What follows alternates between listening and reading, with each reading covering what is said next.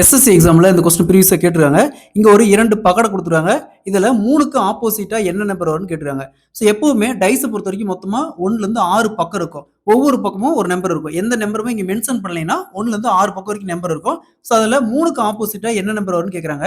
இந்த சம் பொறுத்த வரைக்கும் நம்ம 2 மெத்தடில் சால்வ் பண்ணலாம். ஃபர்ஸ்ட் பாருங்க, கொடுத்துருக்கிற இந்த நம்பர் இதில் இல்லைன்னா பாருங்க, இங்கே எங்கேயுமே இந்த டைஸ்லேயும் 3 இல்லை, இந்த டைஸ்லேயும் 3 இல்லை. அப்போ 2ல் எது காமனாக இருக்குது? 2 தான் காமனாக இருக்குது. அப்போ 3க்கு ஆப்போசிட்டாக 2 வரும், 2க்கு ஆப்போசிட்டா 3.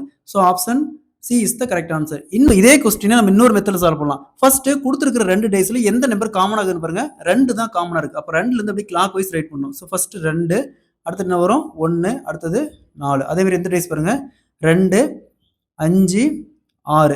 ஸோ இந்த இதில் பாருங்க, 1க்கு ஆப்போசிட் கேட்டாங்களா 5, 5க்கு ஆப்போசிட் கேட்டாங்களா 1, 4க்கு ஆப்போசிட் 6, 6க்கு ஆப்போசிட் 4. ஸோ 1ல இருந்து 6 வரைக்கும் என்ன நம்பர் மிஸ் ஆகுது? 3 தான் மிஸ் ஆகுது. அப்போ 2க்கு ஆப்போசிட் என்ன வரும்? 3 வரும். ஸோ இந்த ட்ரிக் தெரிஞ்சுக்கிட்டா இந்த மெத்தட்ல நிறைய டிஃப்ரெண்ட் ஆங்கிள் கொஸ்டின்ஸ் கேட்டாலுமே நம்ம சால்வ் பண்ணிடலாம்.